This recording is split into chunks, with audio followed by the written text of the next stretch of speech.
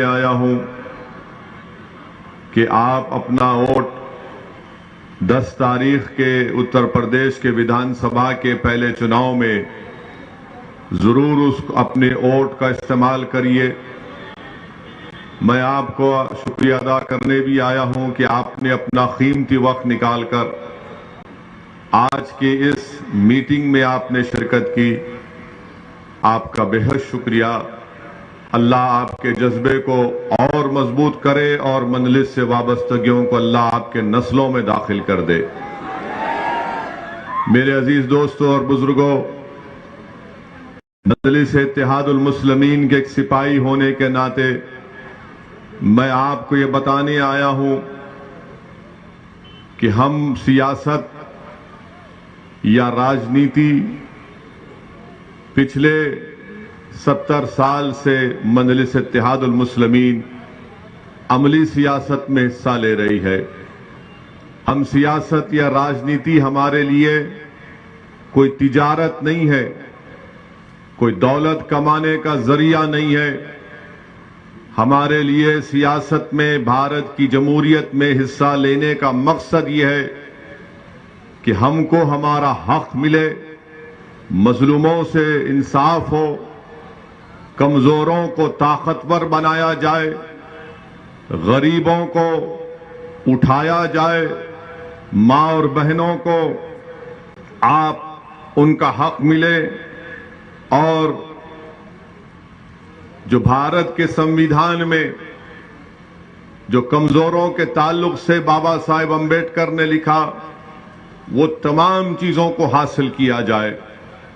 मजलिस में और दूसरी सियासी पार्टियों में फर्क यह है कि हम राजनीति गरीब और कमजोरों की हक की लड़ाई के लिए करते हैं, अपनी जाती अना के लिए या मकबूलियत के लिए या तिजारत के लिए नहीं करते।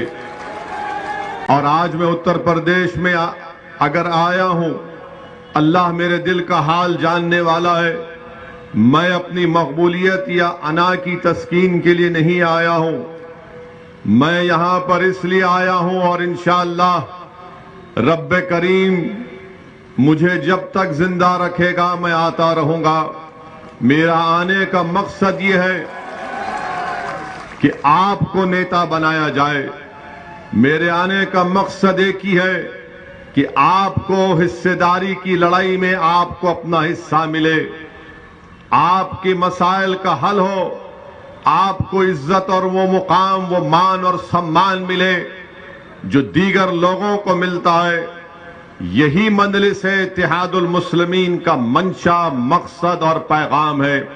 यही हमारा ऑब्जेक्टिव है। मैं आपको यही बात बताने आया हूं। मेरे अजीज दोस्तों और बुजुर्गों, मजलिस के मुखालिफीन मजलिस को एक फिरका परस्त पार्टी कहते हैं। मैं उनसे पूछता हूं, बताओ कौन सी फिरका परस्ती की तुम बात कर रहे हो?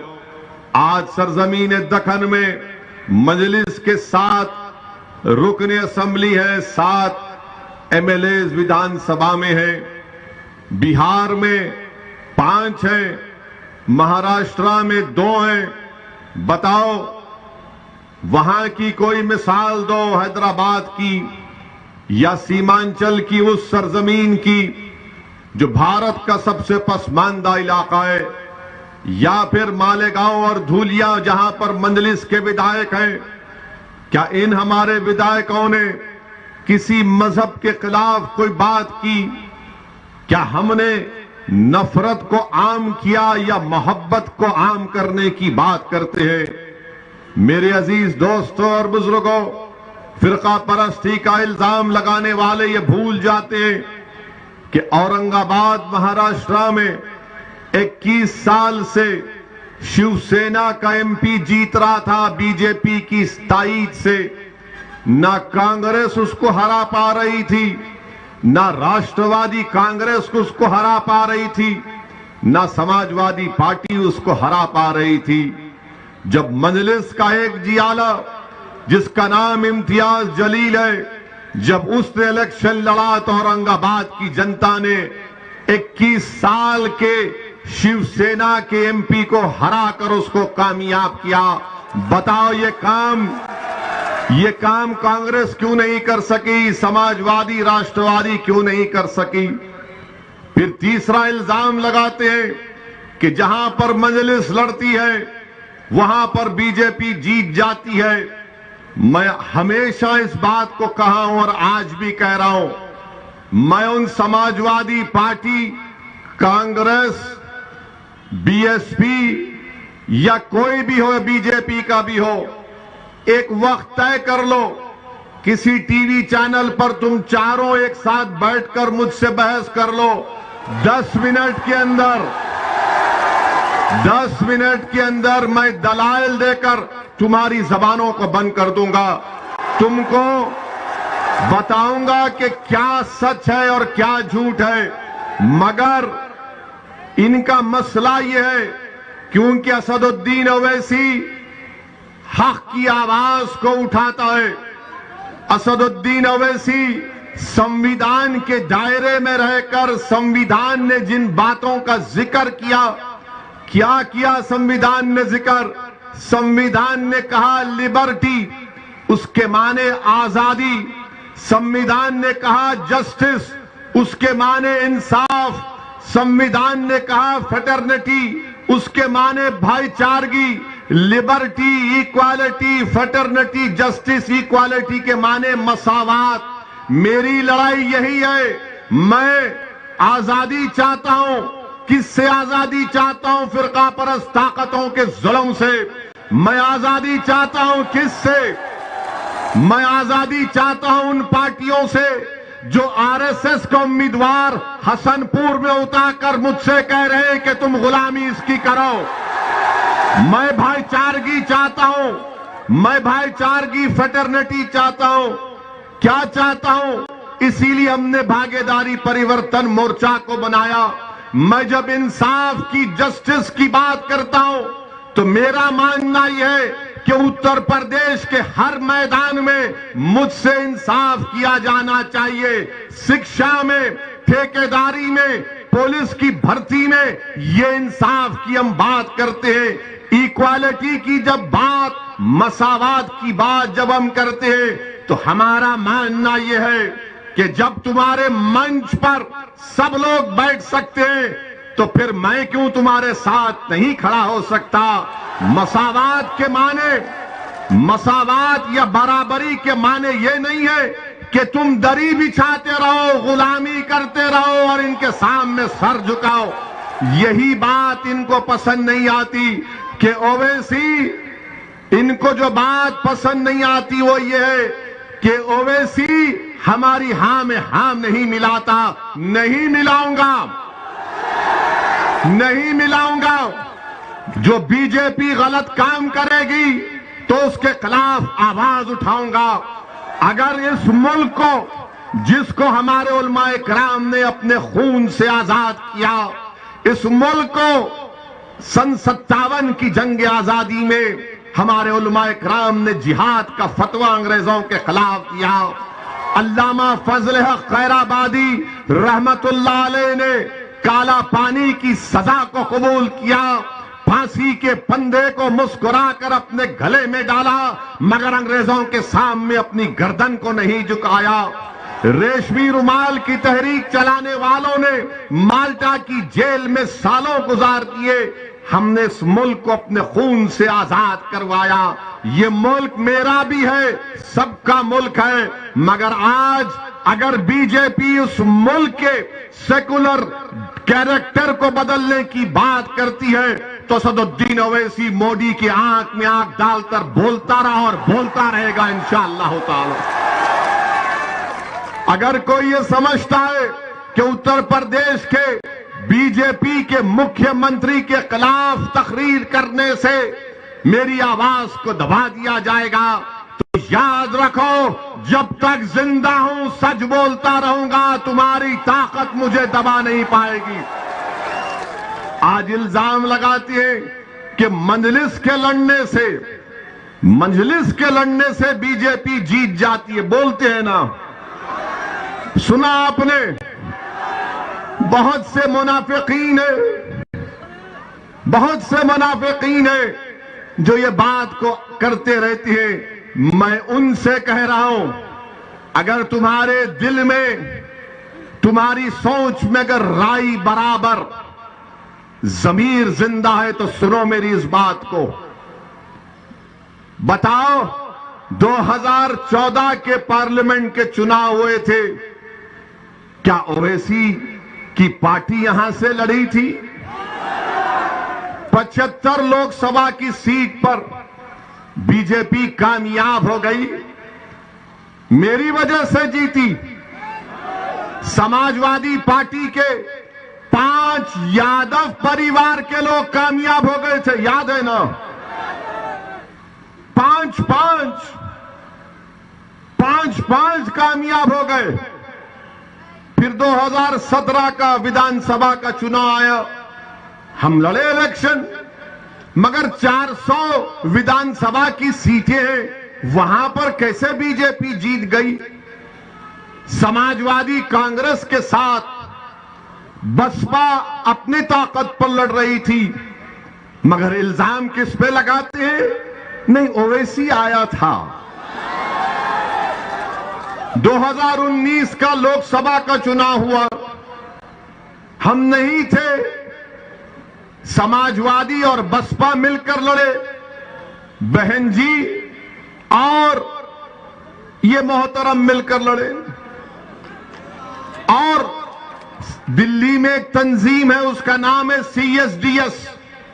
सीएसडीएस ने तमाम आदादो शुमार डेटा को जमा करके कहा कि 2019 के लोकसभा के चुनाव में 75% उत्तर प्रदेश के अल्पसंख्यक समाज के मुसलमानों ने सपा और बीएसपी को वोट दिया। 75%। तब भी 15 जीते। 15 में कौन जीते?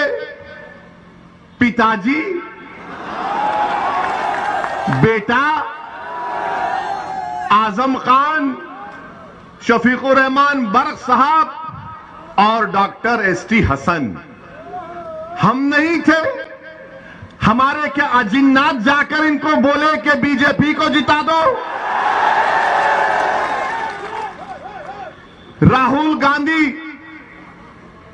अमेठी हार गए, केरल चले गए, तो कांग्रेसी बोलते ने ओवैसी की वजह से।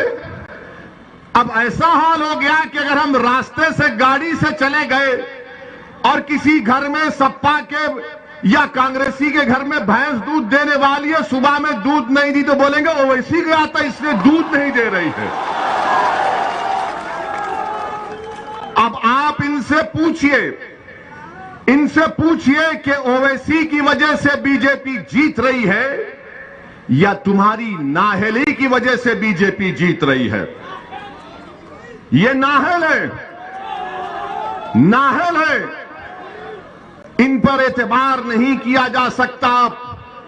अच्छा, और एक मंजलिस की मुखालिफ एक बात करते, मुखालिफीन क्या कहते हैं? अब चुनाव आ गया, अब इनके तमाम ये अहले मुनाफिक फिरते हैं, हर जगह बैठकर जिस तरह शैतान कान में खुसखुस करता है ना, ये शुरू कर दिए अपना खुसखुस। क्या बोलेंगे? जिंदगी मौत का चुनाव है, बोलेंगे ना? बोल रहे हैं ना? ए बेटा, जिंदगी मौत का चुनाव है, गड़बड़ मत कर दियो। अब ये जिंदगी मौत का चुनाव क्या 2002 में नहीं हुआ? ये जिंदगी और मौत का चुनाव 2007 में नहीं हुआ? ये जिंदगी और मौत का चुनाव 2012 में नहीं हुआ? ये जिंदगी और मौत का चुनाव 2017 में नहीं हुआ? अरे बोलने वालों, कितना झूठ बोलोगे? तुम अपना ज़मीर बेच चुके हो, और जब बोलने वाले बोलते हैं आप मासूम हैं। जब आपको नजर आता है कि भाई जिंदगी और मौत का चुनाव है, तो आप डर कर अपने वोट का इस्तेमाल करते हैं, और फिर उसके बाद हम रोज मरते हैं, रोज जनाजा निकलता है।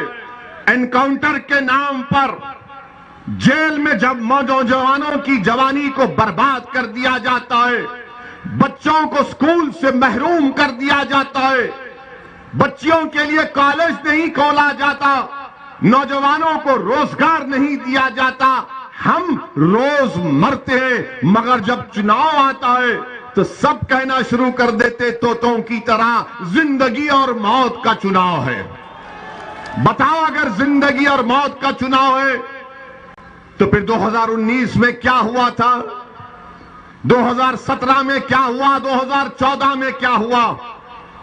बताओ, जो तुम मेरी मुखालिफत करते हो, तुम मुझ पर उंगलियां उठाते हो, क्या क्या इल्जाम तुम मुझ पर लगाते हो, लगाओ, जितने इल्जाम लगाना है लगाओ। मुझे इस दुनिया में अगर अल्लाह इंसाफ नहीं करेगा तो अल्लाह जरूर आखिरत में इंसाफ करेगा, और अल्लाह इंसाफ करने वाला है, इस दुनिया में भी करेगा इंशाअल्लाह ताला। मैं इनसे सिर्फ यही कह रहा हूं, डरो रब्बे करीम से, डरो। याद रखो, अगर तुम्हारे पास कोई प्रूफ है तो लेकर आओ, तुम्हारे पास कोई प्रूफ नहीं है, तुम जब देख लिए कि उत्तर प्रदेश का नौजवान बेदार हो चुका है, उत्तर प्रदेश का नौजवान अब डर कर वोट नहीं देगा, उम्मीद के नाम पर वोट देगा। जब ये पहचान चुके कि हमारी आवाजों को समाजवादी, बसपा और कांग्रेस में दबाया जा रहा है, तो नौजवान चीख मार कर कहता है कि अब हिस्सेदारी की लड़ाई होगी, जिंदा रहेंगे, मरेंगे नहीं अब कभी इंशाअल्लाह ताला। डरो, मगर इन लोगों से कहना चाह रहा हूं, डरो। एक दिन हम सबको जाना है। अगर तुम ये समझ रहे हो कि झूठा इल्जाम लगाने से तुम कुदरत की गिरफ्त से बच जाओगे तो फिर नुकसान तुम्हारा होगा। मेरे अजीज दोस्तों और बुजुर्गों, ये बात आपको समझने की जरूरत है। मैं जानता हूं ये लड़ाई लंबी रहने वाली है, मैं जानता हूं कि कामयाबी मिलेगी, मगर पूरी कामयाबी के लिए शायद मुझे अपनी जिंदगी और आपके साथ की जरूरत है। अगर आप अपना साथ देंगे, ये लड़ाई मेरे अजीज दोस्तों, मेरे बुजुर्गों, मेरी इज्जतदार मां और बहनों, ये लड़ाई आने वाली नस्ल के अच्छे रोशन मुस्तकबिल की लड़ाई है। ये लड़ाई हिस्सेदारी की लड़ाई है, ये लड़ाई भागीदारी की लड़ाई है, ये लड़ाई दरी नहीं बिछाने की लड़ाई है। मेरे अजीज दोस्तों और बुजुर्गों, इस बात को आपको जहन नशीन कर लेना है। अब दूसरी बात, उत्तर प्रदेश में बीजेपी की सरकार, मजलिस ने भागीदारी परिवर्तन मोर्चा बनाया। हमने तय किया कि बाबू सिंह कुशवाहा, अगर उत्तर प्रदेश की जनता उनको अपने दुआओं से, अपने मोहब्बत से, अपने आशीर्वाद से नवाजेगी, तो बाबू सिंह कुशवाहा इंशाअल्लाह ताला पहले मुख्यमंत्री होंगे भागीदारी परिवर्तन मोर्चा के। हमने तय किया कि उत्तर प्रदेश में भागीदारी परिवर्तन मोर्चा को सत्ता मिलती है तो 3 डिप्टी चीफ मिनिस्टर रहेंगे, एक अल्पसंख्यक समाज से मुसलमान और 2 अति पिछड़ा समाज के लोग रहेंगे। मैं पूछना चाह रहा हूं उन लोगों से जो जिंदगी और मौत की बात करते हैं, बताओ, क्या समाजवादी, बसपा अगर उनको सत्ता मिलती है तो क्या ये सामाजिक न्याय का पैगाम जो ओवैसी आज हसनपुर की जनता के सामने रख रहा है, आप दे सकते हैं उसको? नहीं दे सकते। आप क्या करते हैं कि आप सिर्फ डराना चाहते हैं। मेरे अजीज दोस्तों और बुजुर्गों, आपको मैं ये बताना चाह रहा हूं कि 5 साल बीजेपी की सरकार रही बाबा की, और बाबा ने कुछ नहीं किया। बाबा ने कुछ नहीं किया। बाबा ने कहा था 70 लाख नौकरियां देंगे। आज मैं नौजवान बड़ी तादाद में यहां पर खड़े हैं। मैं आपसे पूछना चाह रहा हूं कि 5 साढ़े 4 साल का ज्यादा वक्त हो गया, कितनों को सरकारी नौकरी मिली? हाथ उठाओ। कितनों को नौकरी चाहिए? हाथ उठाओ। बाबा जरा देखो, इतने हाथ उठे हुए हैं और ये हाथ ऐसे बटन पर जाएंगे पतंग की निशान पर 14 तारीख को इंशाअल्लाह ताला। आज उत्तर प्रदेश में बेरोजगारी 4% से ज्यादा हो गई। आज उत्तर प्रदेश में ग्रेजुएट नौजवान 50% से ज्यादा नौकरी की तलाश में। आज उत्तर प्रदेश में टेक्निकल एजुकेशन के ग्रेजुएट 45% रोजगार के तलाश में है। आज उत्तर प्रदेश में 60% से ज्यादा डिप्लोमा होल्डर्स नौकरी रोजगार के तलाश में है। बीजेपी के पास इसका कोई सवाल नहीं है, इसका कोई जवाब नहीं है। बीजेपी से अगर आप पूछेंगे बाबा से तो बाबा बोलेंगे, ए नौजवान, तू हमको वोट दे, मुगलों को हराना है हमको। बीजेपी बोलेंगे हमको वोट दो, मुगलों को हराना है। सपा बसपा कहेंगे हमको वोट दो, बीजेपी को हराना है। और आप मासूम इन दोनों को देखते हैं, ये क्या हो रहा है? एक तरफ जिंदगी मौत, एक तरफ मुगलों को हराना, दूसरी तरफ ये कह रहे हैं कि बीजेपी को हराना है। मेरे अजीज दोस्तों और बुजुर्गों, आपको मैं ये पैगाम देने आया हूं कि आप हिस्सेदारी की लड़ाई के लिए अपने वोट का इस्तेमाल करिए। आप अपने इज्जत और मान सम्मान को हासिल करने के लिए अपने वोट का इस्तेमाल करिए। आप अपने हसनपुर में आपके पास कोई कॉलेज नहीं है, स्कूल नहीं है, अस्पताल नहीं है। यहां का बीजेपी का विधायक था, कुछ नहीं किया। उससे पहले समाजवादी के कोई जनाब थे, उन्होंने कुछ नहीं किया। आपको ये बताना चाह रहा हूं, आपको ये बताना चाह रहा हूं कि योगी आदित्यनाथ अपने भाषण में कहती है कि मैं मई जून में सर्दी पैदा कर दूंगा। मुख्यमंत्री है और कहते हैं कि मई जून में सर्दी पैदा कर देंगे। मुख्यमंत्री, आपको तो मौसम वैज्ञानिक बन जाना चाहिए। मई जून में सर्दी पैदा करेंगे और मैं गर्मी निकाल दूंगा। मुख्यमंत्री जी, आप क्या पेंचिश के डॉक्टर हैं? इसबगोल खाने से तो सब निकल जाता है ना। बाबा का इसबगोल को बेच रहे हैं। हमारे पास हकीम साहब है, मैं गर्मी निकाल दूंगा, मैं सर्दी पैदा कर दूंगा। बाबा सुनो, हमारा बात, हमारी पैगाम सुनो। अब मजलिस ने जो गर्मी पैदा कर दी है उत्तर प्रदेश में नौजवानों में, ना तुम्हारी गर्मी इस गर्मी को कमी पैदा करेगी, ना तुम्हारी सर्दी इस गर्मी को कम करेगी। हमने जो गर्मी पैदा की है वो सच्चाई की बुनियाद पर, हकीकत की बुनियाद पर, गैरत की बुनियाद पर, इज्जत को हासिल करने के लिए, मुकाम को हासिल करने के लिए, हिस्सेदारी को हासिल करने के लिए हमने ये गर्मी पैदा की है। बाबा सुन लो, अगर हम मर भी गए, ये लोग हमारे पैगाम को लेकर सुबह क़यामत तक चलते रहेंगे। अब इस गर्मी को कम होने मत दो। मैं मौसम की गर्मी की बात नहीं कर रहा हूं, तुम्हारे दिल में अब जो जज्बात पैदा हो चुके उसको बरकरार रखो। हम जिंदा रहे या ना रहे, तुमको ये काम करना है। ये हमारे हिस्सेदारी की लड़ाई है। गर्मी पैदा करेंगे, सर्दी पैदा करेंगे, ये क्या क्या बातें मुख्यमंत्री कर जाते हैं।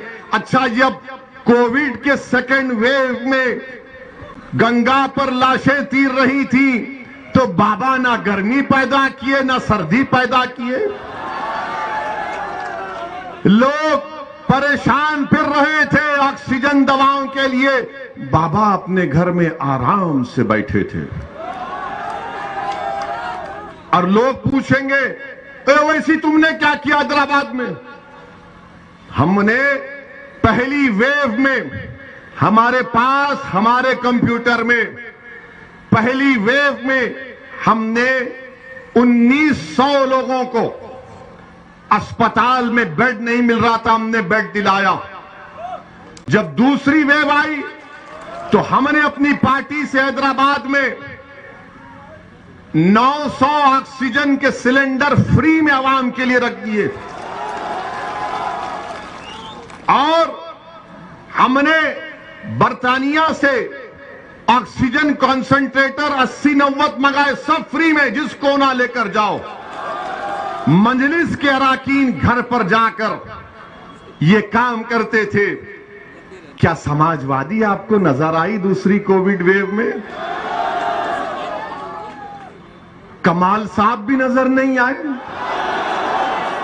इतने बाकमाल थे कि उनको हसनपुर से उठाकर वहां फेंक दिया गया।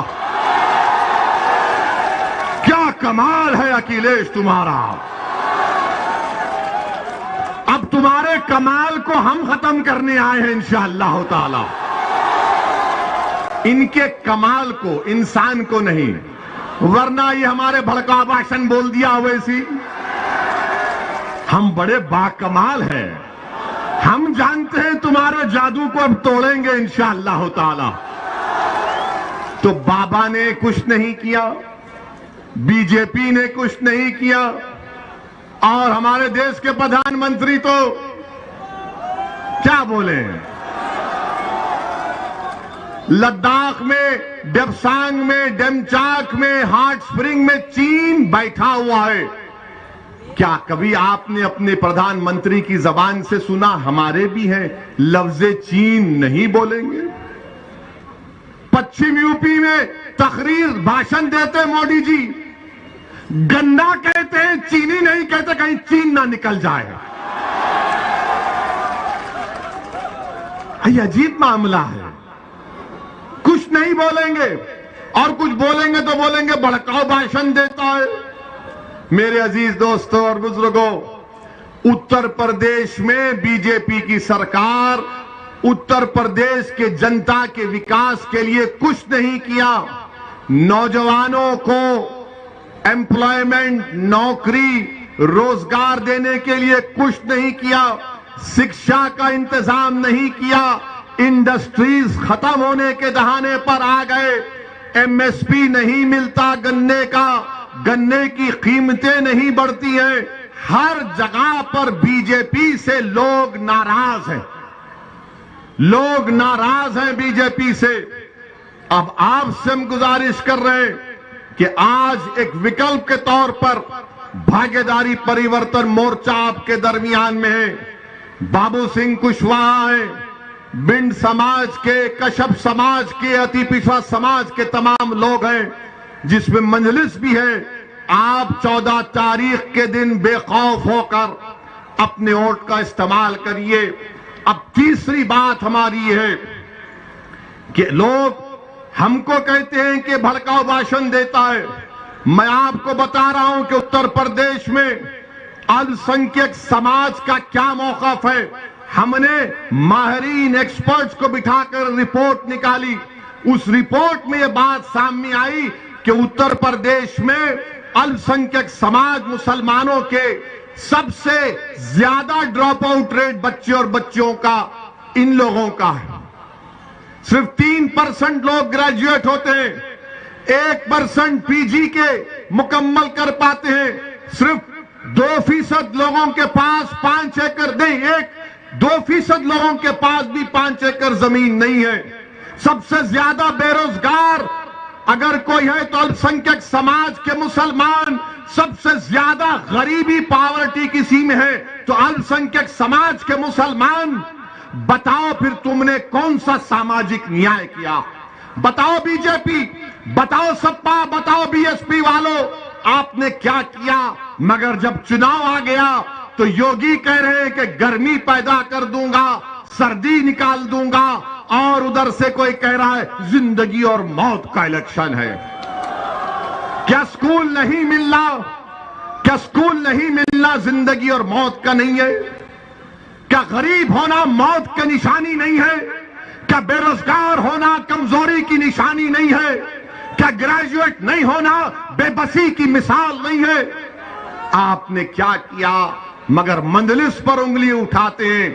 मेरे पास प्रोग्राम है, मैं जो बातें आपके सामने कर रहा हूं, अगर आप उत्तर प्रदेश में मंदलिस और भागीदारी परिवर्तन मोर्चा के उम्मीदवारों को कामयाब करेंगे तो इंशाअल्लाह ताला ये तमाम काम हम आपसे वादा कर रहे हैं, करवाएंगे। अगर यहां से आपने एहतशाम रजा हाशमी को कामयाब किया तो ये उत्तर प्रदेश की विधानसभा में जाकर खामोश नहीं बैठेंगे। ये उत्तर प्रदेश की विधानसभा में जाकर हाथों को यूं यूं नहीं करेंगे। उत्तर प्रदेश की विधानसभा में अगर एहतशाम रजा हाशमी आपके दुआओं और वोट और रब्बे करीम के फजल से जाएगा तो आपकी आवाज में उत्तर प्रदेश की विधानसभा के दरो दीवार को हिला के रख देगा इंशाअल्लाह ताला। यही तो हमको चाहिए। अब आप ये पूछेंगे, ये सपा बसपा वाले बोलेंगे क्या होता है 8-10 जीत गए तो 8-10?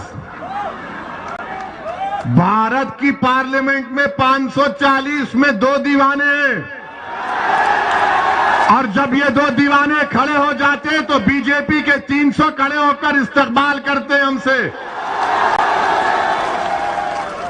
ये मिजाज पैदा करना पड़ेगा, खत्म कर देगी। याद रखो, तुम खामोश रहोगे हिकमत के नाम पर, हिकमत नहीं है, बुज़दिली है।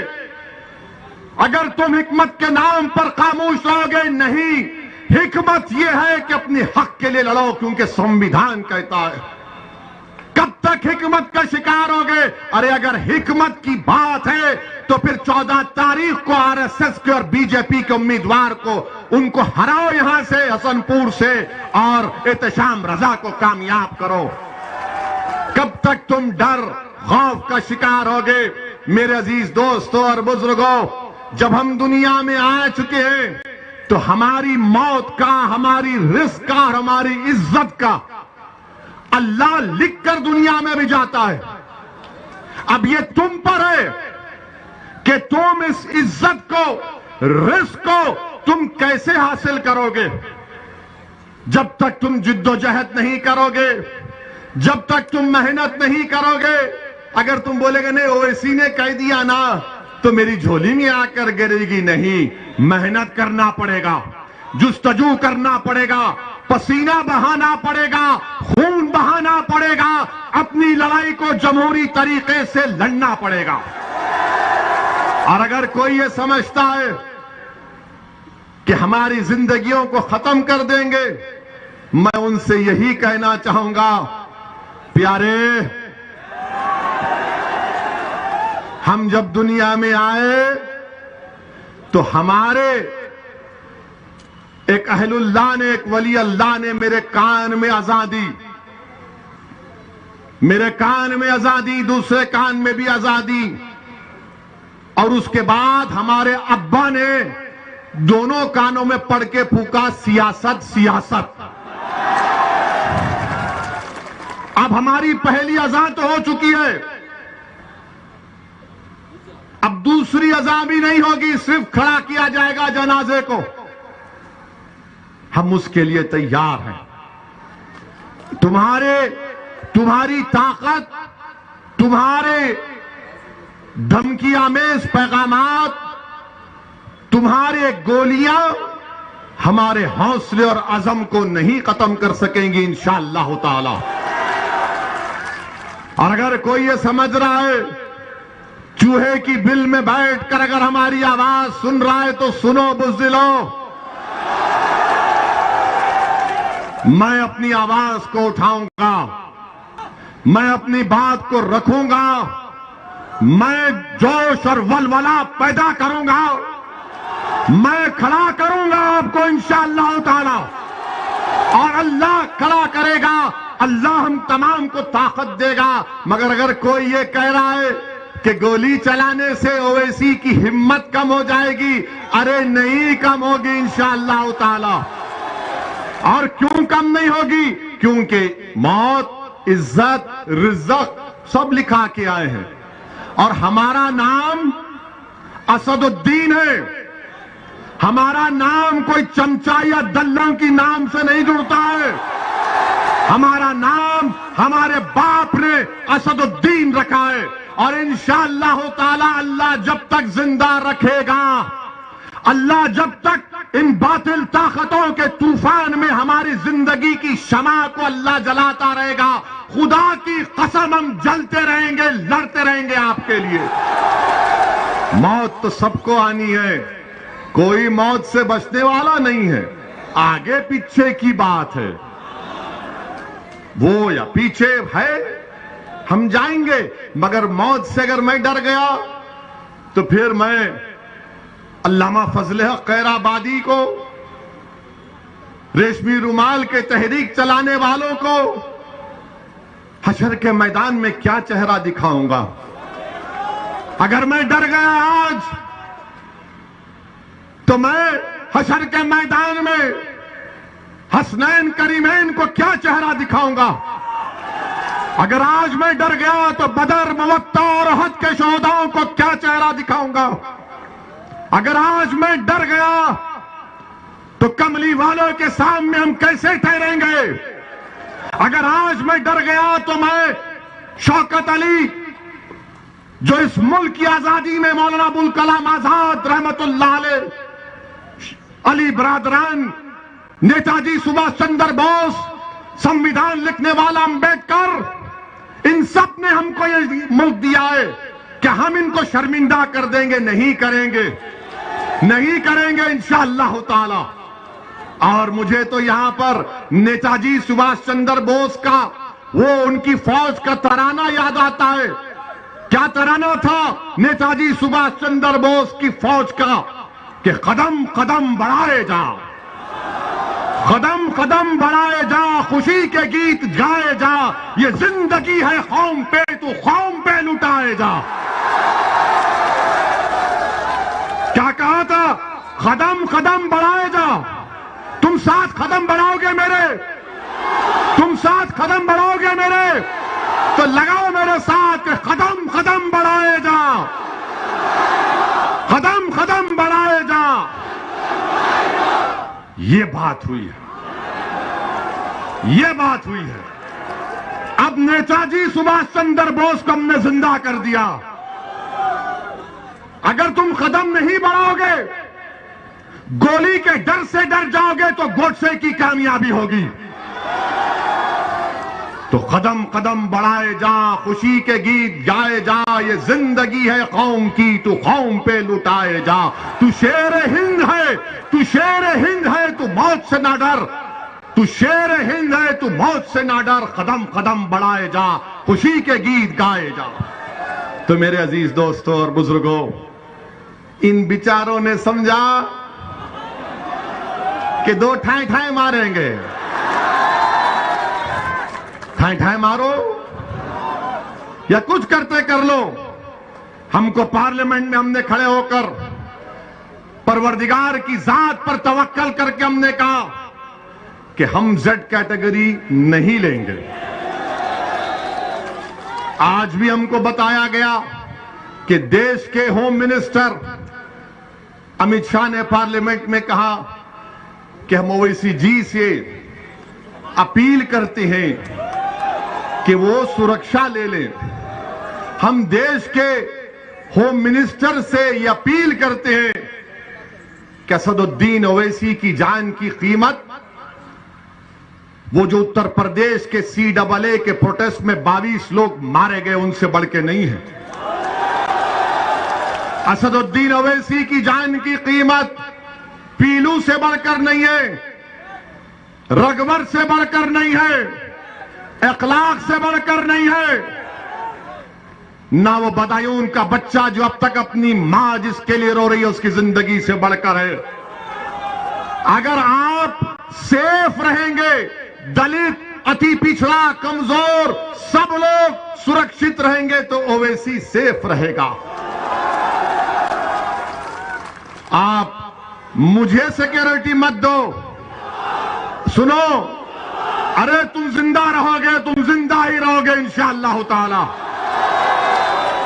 हमको सिक्योरिटी दे का फायदा नहीं है। मैं जब एमएलए बना 1994 में, 99 में चार मीनार की आवाम को लाखों सलाम, उन्होंने हमको विधायक बनाया। हम हर साल लिख कर देते हैं तेलंगाना की हुकूमत को कि हमको नहीं चाहिए। मैं पसंद नहीं करता कि लोग बंदूक लेकर मेरे साथ फिरे। मैं घुटन की जिंदगी नहीं गुजार सकता।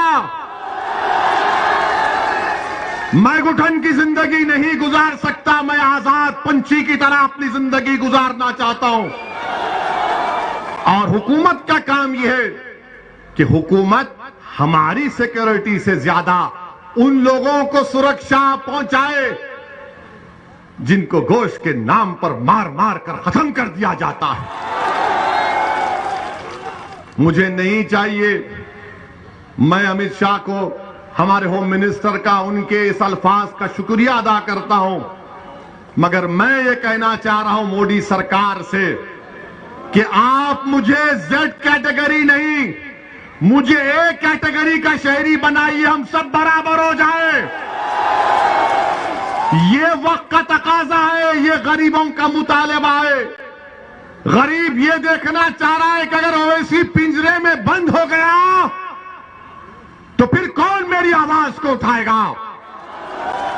मजलूम ये देख रहा है कि ओवैसी किट्ठौर और मीरठ के गली कूचों में गरीबों मजलूमों के दरमियान में चलकर उन नौजवानों से हाथ मिला रहा है, तो किट्ठौर में किसी एक मां ने मुझे अपने करीब बुलाकर मेरे सर पर हाथ रखकर कहा कि बेटा तेरे अल्लाह तेरी हिफाजत करेगा। शायद उसी मां की दुआ मुझे इन गोलियों से बचा गई। मेरे अजीज दोस्तों और बुजुर्गों, मेरा पैगाम सिर्फ यही है, अपने हौसलों को बुलंद रखो, अपने हौसलों को बुलंद रखो। मौत तो आएगी एक दिन, सबको, हम सबको आएगी, मगर देखना यह है कि तुमने जिंदगी कैसे गुजारी। क्या तुमने दरी बिछाकर जिंदगी गुजारोगे? क्या तुम कैदी बनकर जिंदगी गुजारोगे? क्या तुम यही नारा लगाओगे कि भैया तुझ पे जवानी कुर्बान? मैं तो ये नहीं कह रहा हूं कि मुझ पर कुर्बान हो जाओ, बल्कि मैं ये कह रहा हूं कि ओवैसी उत्तर प्रदेश जनता पर अपने आप को कुर्बान करने के लिए आया। आप पर कुर्बान हो जाऊंगा, लड़ता रहूंगा, मगर इन गोलियों से हम नहीं डरेंगे। मौत तो आएगी। कौन सा भारत बना रहे हैं देख लो, वो भारत जिसको नेताजी सुभाष चंद्र बोस, वो भारत जिसको गांधी, नेहरू, मौलाना आजाद, जौहर बरदरान, वो भारत जिसको अल्लामा फजल खैराबादी ने बनाया, वो भारत